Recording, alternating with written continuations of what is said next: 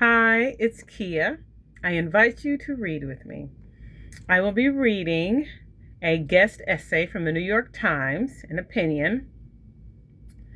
The title is America is About to Get More Expensive, written August 20th, 26.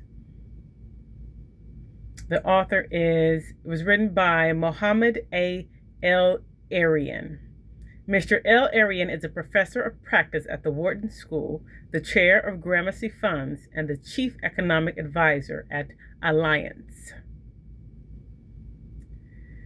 The interest rates the United States has to pay for the bonds it sells to fund the government have been surging.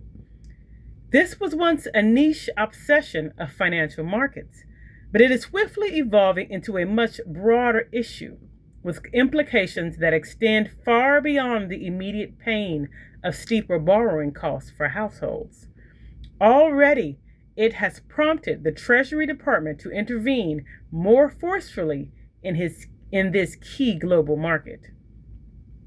This is no ordinary bond market sell-off. It's being driven by forces unlike those of the recent past, and if it persists, it could mark the beginning of a structural economic shift more enduring and more globally consequential than most previous episodes of market volatility. The leap in the cost of borrowing has been breathtaking. Rates on newly issued 30-year U.S. bonds, considered one of the world's safest bets, recently hit 5.3%. Up from 1.7% in 2021. The American government hasn't had to pay such high rates since 2007, on the eve of the global financial crisis. That means more federal revenue goes to serve the debt, nearly 20%, leaving less available for, say, defense or healthcare. The pain is spreading, especially as corporate borrowers also face a widening credit spread.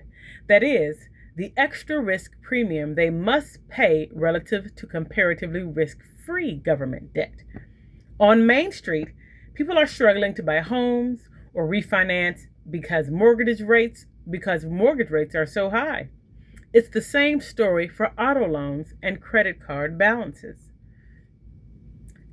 Ask 100 market players why rates are rising, and they would undoubtedly point to the unusual suspects: stubborn inflation, ballooning government debt, and fiscal deficits, and the sting of higher gas and diesel prices tied to the war with Iran. While these explanations make historical sense, they risk misleading policymakers and investors alike on both the why and the so what of the current situation. There are four new and significant issues at play. The most dramatic is a staggering surge in actual and prospective borrowing by technology companies pursuing the transformative promise of artificial intelligence. Simply put, a rising number of tech companies want to borrow huge amounts of money to deliver breathtaking innovations that can benefit billions. They've already sold almost $500 billion in bonds this year and will likely borrow a minimum of another $300 billion by year's end. We should certainly welcome the unique capacity of American capital markets to fund productivity, enhancing investments, from mainframe computers to dot-coms to data centers that promise higher future growth and prosperity. Yet, any profound transition needs to be managed carefully, especially this one, as the colossal corporate demand for capital competes directly with even larger government debt issuance. While this corporate appetite is growing, traditional foreign buyers of American treasuries have retreated.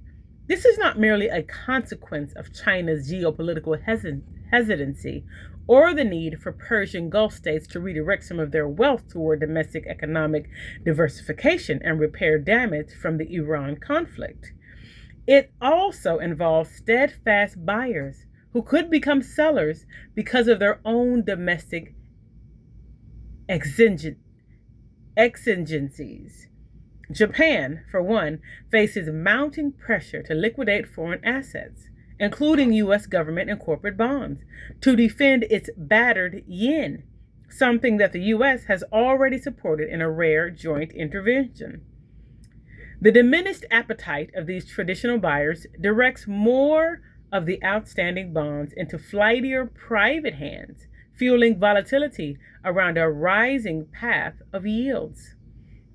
In the past, higher bond yields were typically a product of runaway inflation, but a range of market indicators suggests that's not the issue at the moment. Neither is concern with the Fed's credibility. Despite the many past policy missteps of the Federal Reserve, markets still broadly trust the central bank's commitment to returning inflation to its 2% target in the future. What has surged is the real yield, or the extra inflation-adjusted compensation that investors demand to bear the risk of buying debt in a more volatile world. It's unsettling, it's unsettling out there right now. The U.S. is exporting these problems to some of our closest allies. Higher American yields have undeniably driven up borrowing costs worldwide, pushing yields on even the ultra-safe German government bonds to levels unseen since at least 2011. At least 3 other countries in the powerful group of 7 are even more worried because of their own financial frailties: Japan, France, and Britain. Pressures in these sovereign debt markets risk blowback for the U.S. markets. Take all that into account, and we get a yield surge like no other. It's a new order, driven by the combination of enormous tech and government borrowing needs opposed by a decline in willing bond buyers. Then throw in the energy shock, and finally, widespread inflation and Fed-related issues. The reordering is especially consequential, as it suggests that elevated borrowing cost will by far less responsive to the traditional macroeconomic dynamics that have stabilized markets in the past in a timely fashion. Historically, 2 distinct forces have been able to break the fever of soaring borrowing costs: the Fed, taking away the proverbial liquidity punch bowl by hiking interest rates, and the punishing cost of funding that organically convinced borrowers to step back. Neither will function efficiently today. Fed rates increases will do nothing to discipline bloated government deficit spending. Instead, they would merely increase the government's debt servicing burden. Nor will higher rates deter technology firms that possess an unshakable faith in the exponential future returns on their investments in artificial intelligence, and whose FOMO is palpable. Consequently, other, more vulnerable segments of the economy will have to adjust. Sectors that are traditionally sensitive to interest rates, notably housing and autos, are in the crosshairs, as in the high leverage in some parts of the financial markets and in revolving credit card balances. The resulting squeeze will fall hardest on low-income households. It will sideline even more prospective first-time homebuyers and inflate the everyday cost of transportation. Both dynamics feed directly into an affordability crisis that already sits atop voter anxieties ahead of the upcoming midterm elections.